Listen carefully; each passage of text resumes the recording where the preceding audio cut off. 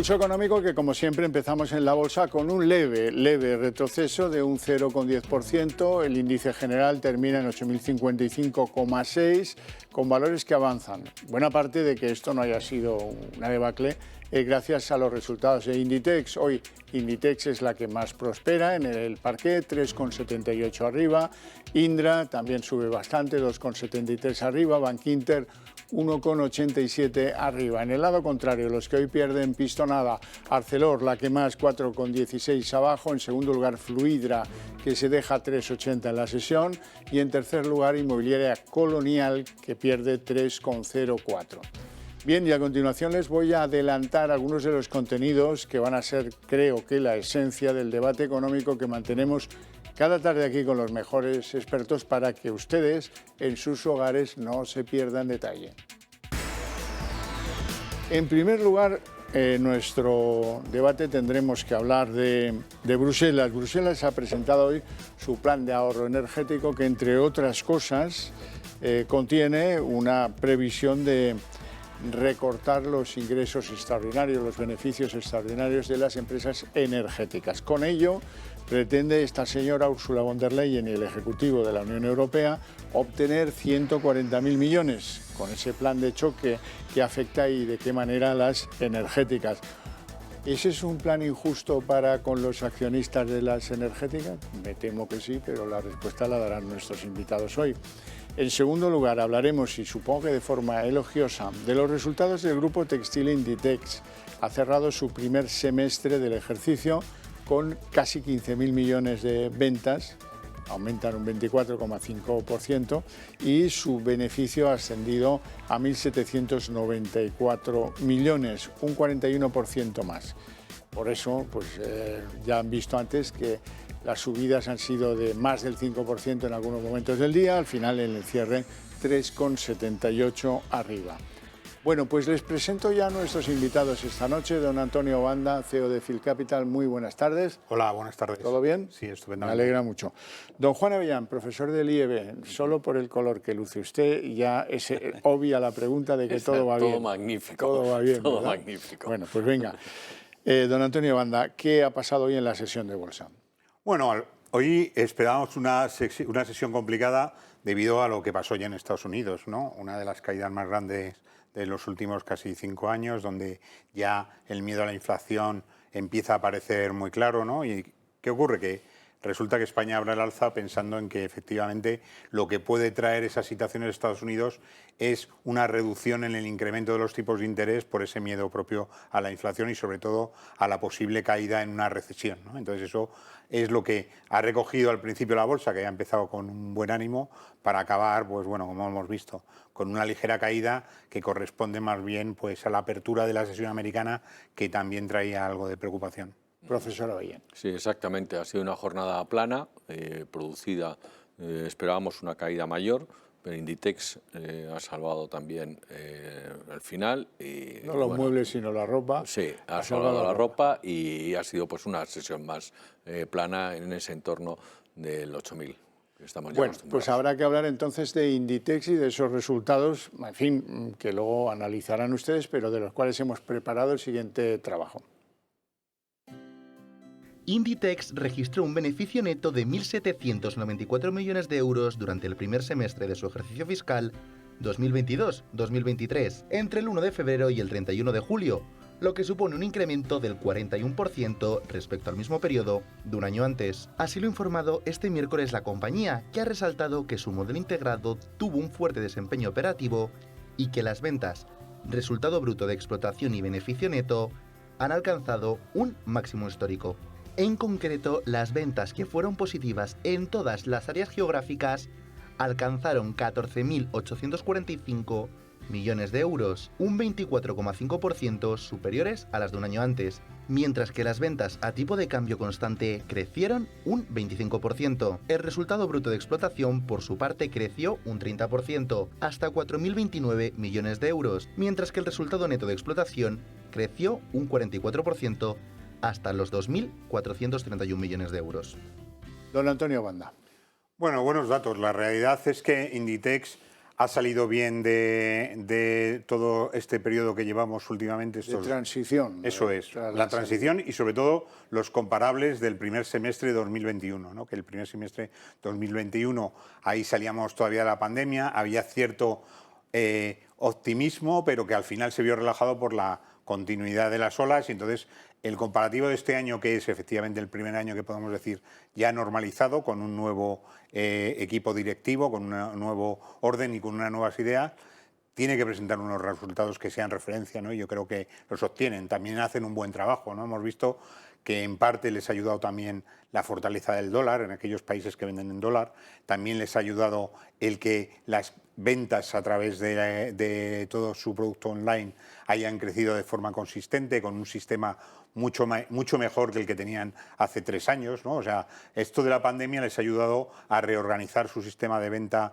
en Internet, y les ha ayudado también a que esas ventas tengan además un mayor margen, ¿no? Que es otra de las cosas que podemos resaltar de estos resultados, que su margen operativo consigue incrementarse como consecuencia de la buena labor de la consecución y la adquisición de productos para su posterior venta, y eso es que hay que resaltar. Y desde luego la bolsa, como les había penalizado también con el cambio de dirección y todo eso, pues vuelve a retomar y empieza a valorar a la compañía de otra forma distinta, con unas expectativas a largo plazo bastante interesantes. Les dieron un buen correctivo. Pese a la crisis que tenemos, o sea, las posibilidades de recesión, la caída del consumo, es un sector de los que primero reflejan esa situación.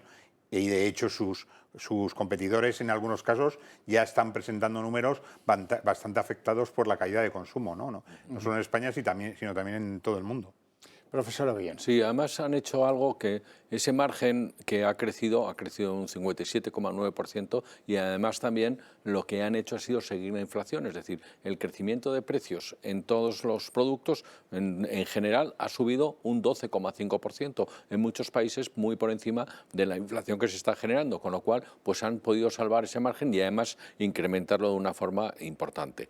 Pero dices, bueno, pues si subo precios bajaría las ventas, pero no es así, las ventas se han mantenido, han crecido. Veremos qué ocurre, porque como bien has indicado, sus competidores ya están cayendo, qué ocurre en el último trimestre, qué ocurre el año que viene, pero desde luego han hecho un ejercicio magnífico. Bueno, hablemos del plan de ahorro energético presentado por Ursula von der Leyen.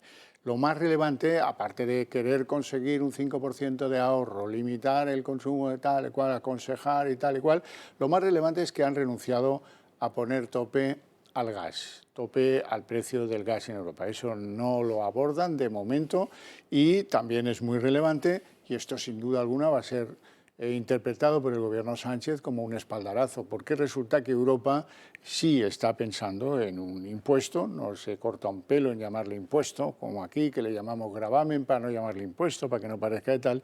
Bueno, un impuesto a las energéticas en lo que toca a sus beneficios extraordinarios. Será un impuesto fuerte, porque pretenden obtener de ese impuesto 140.000 millones. Lo contaba Ursula von der Leyen.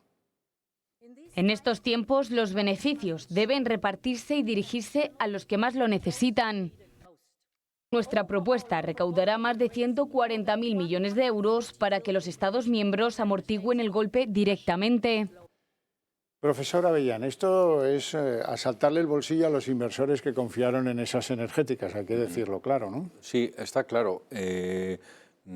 Por un lado, tenemos que sí están teniendo unos beneficios extraordinarios, por otro lado, habrá que ver cómo se implementa este plan, porque sí es fácil separar lo que es la energía que se produce procedente del gas de la que no es procedente del gas, cambiar esa estructura, cambiar precios y pagarse de otra forma distinta, es decir, deshacer el sistema, que es uno de los pilares que estaba anunciando. El otro es el de los impuestos. A ver cómo se come esto, a ver cómo se come. Después hay que aterrizarlo a cada uno de los países. Entre otras cosas, se puede encontrar con bastantes reticencias a nivel constitucionales y bastantes países que van a decir que va contra su constitución y bueno, y tendremos problemas. O sea, no es fácil de aplicar lo que están diciendo. Anda. Bueno, o sea, cualquier impuesto de esta manera, además, pues parece complicado que se lleve a efecto, ¿no? En una economía en la que pretendemos ser libres. ¿Qué estamos viendo? Pues que ya, por ejemplo, en Alemania hay rumores de nacionalización de compañías del gas. En Francia empiezan a luchar por ver cómo si efectivamente las compañías tienen que pagar un impuesto sobre los beneficios, igual prefieren repartir esos beneficios en otro tipo, o sea, que no sean realmente beneficios, sino que se determinen y se hagan en nuevas inversiones. O sea, que al final estás viendo que las empresas tienen también de su mano obtener la capacidad de utilizar ese dinero para hacer otra cosa distinta a tener que pagar por beneficios. Entonces, eso va a provocar que haya una reestructuración, a lo mejor una menor valoración de las compañías o una mayor valoración, porque va a depender de cómo las compañías informan y cómo el impuesto se tramita y se ejecuta en cada uno de los países europeos, porque esa fiscalidad, aunque von der Leyen haya dicho que se aplica desde arriba, cada país tiene está separado fiscalmente, no hay una política común en el tema fiscal. Por lo tanto, efectivamente, cada uno tendrá que aplicarlo como corresponda y luego también las compañías tienen la capacidad de modificar esos impuestos de la manera que es ejercitar su trabajo a la hora de definir si quieren pagar impuestos o no. Bueno, eso le va a venir al pelo a Pedro Sánchez y le viene muy mal al Partido Popular porque aquí está en contra del impuesto y en Europa los del Grupo Popular están de acuerdo con que se ponga el impuesto a nivel europeo. Ya veremos en qué queda. Hablemos de Europa también en otros términos. La producción industrial de la eurozona está en caída libre. En términos mes a mes, 2,3% abajo. Sí, además veníamos de un incremento de un 1 y pico, de un 1,1%. Esto es que los primeros coletazos de la recesión empiezan a venir y empiezan a ir principalmente y primero por la parte industrial. Mantener costes de gas, de energía, etcétera, etcétera, pues está claro que empezamos a ver los resultados y empezamos a ver lo que se nos va a venir encima, está claro. Anda. Bueno, confiábamos mucho en el que el 2022 iba a ser un año de crecimiento rápido como consecuencia de la salida de esos 2 años que hemos estado prácticamente cerrados y que iba a traer pues, una capacidad sobre todo de crecimiento en el área industrial. ¿Qué ocurre? Que en diciembre empezamos a hablar de la inflación y a partir de enero se nos presenta con todos sus matices, ¿no? Con unos crecimientos brutales y hemos visto que efectivamente lo que son las compañías están dejando de producir porque son incapaces de gestionar sus costes, porque se han disparado. Esos costes, al dispararse, lo que lleva es una paralización y una búsqueda de un momento mejor para poder hacer desarrollo. Y ese dato pues veremos en julio, pues corresponde un poco al verano, pero ya veremos cómo va a ser el segundo semestre, que se va a presentar muy duro para la producción industrial. Operación de Iberdrola que conviene analizar, porque hoy han decidido la venta del 49% de uno de sus grandes, la gran joya de la corona, el parque eólico marino de Billinger. ¿A quién se lo venden? Precisamente a un socio estratégico de Repsol, a Energy Infrastructure Partners, por 700 millones. No es que sea un importe que haga temblar las estructuras, pero en cualquier caso sí podía deducirse que alguien levanta el pie de eso, ¿no? Bueno, lo que yo creo que se deduce de esto es que realmente Iberdrola está haciendo un análisis de por dónde van a venir sus ingresos, ¿no? Y entonces está viendo cosas que ya están más o menos amortizadas y que está probablemente buscando cosas que le pueda hallar un mayor interés.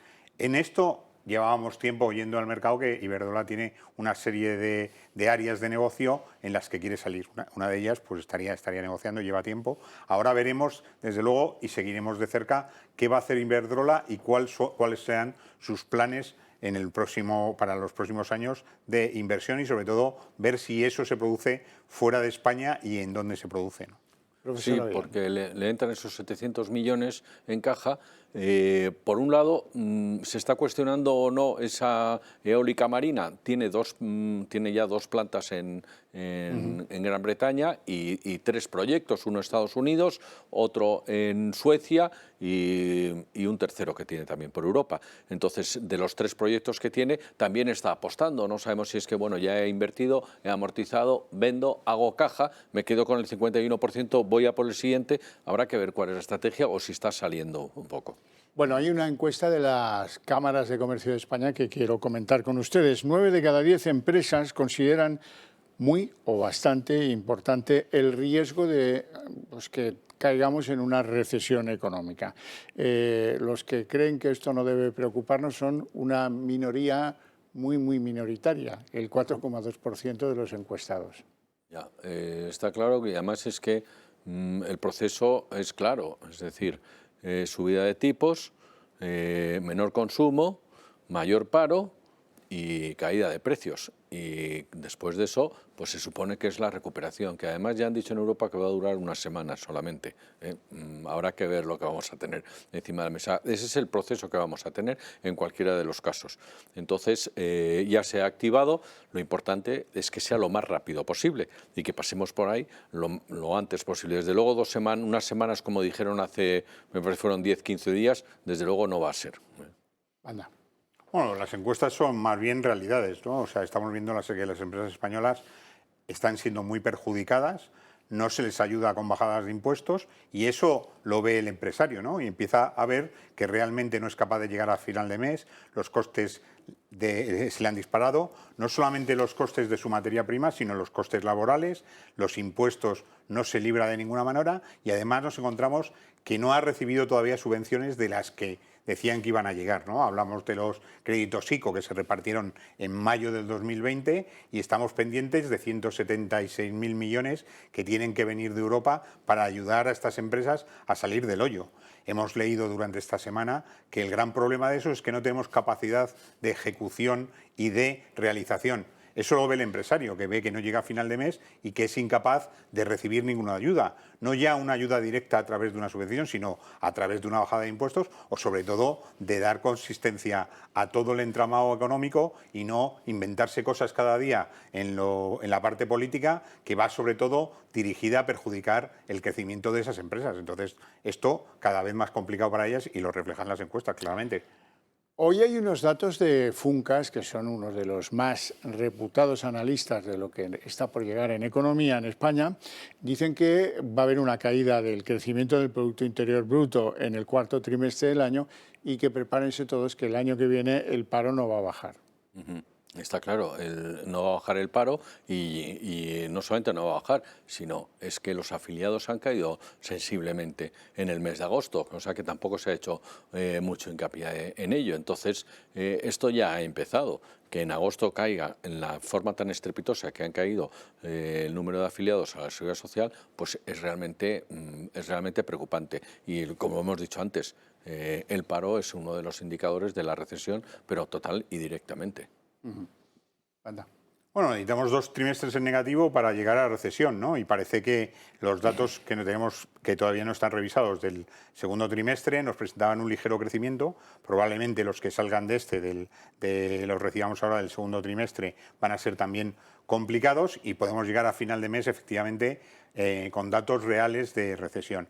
Eso que Funcas nos estaba avanzando, pues va directo a nuestra base de crecimiento, ¿no? O sea, si no crecemos, si somos incapaces de organizar nuestra economía, pues eso implica que habrá un mayor paro y además ese paro va a reflejar que entremos en el modelo de imposible crecer, ¿no? Y entre ese miedo a la economía de ver por dónde va a ir y quién puede ayudarle.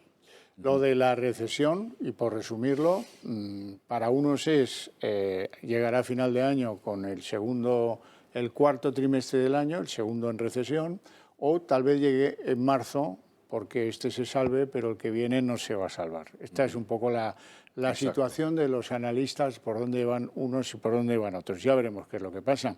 Me gustaría volver a la bolsa y analizar pues cómo le ha ido a la banca, porque parece que sigue con ese viento de popa de las anteriores semanas, después de que, días, desde que el Banco Central Europeo pues subiera los tipos de interés 75 puntos básicos. Yo pensaba que eso sería un día o dos, pero la verdad es que siguen ahí apostando por valores bancarios, ya no con la misma intensidad, como es evidente, pero de una manera importante. Bueno, es que al final tenemos una situación económica que implica varias actuaciones que además están en manos del Banco Central Europeo, que es, y lo hemos visto, una subida de 75 puntos básicos que es histórica, nunca se había producido, y eso conlleva directamente que los bancos empiecen a ver que efectivamente su capacidad de crecimiento, que viene de su negocio directo, que es la venta de créditos y la toma de depósitos, ese diferencial, al tener unos intereses mayores, pues su margen de negocio se incrementa. Y eso es lo que está descontando realmente el valor de los activos, ¿no? Lo que estamos viendo es que los bancos habían pasado por una época malísima en la que no se veía capacidad de crecer porque todo su negocio, no su negocio centrado, sino sus atláteres se estaban reduciendo, y lo que estamos empezando a ver es que puede ser un incremento de los depósitos, estamos viendo que puede haber un incremento también de todo su negocio de deuda y por tanto sus márgenes van a ser mayores.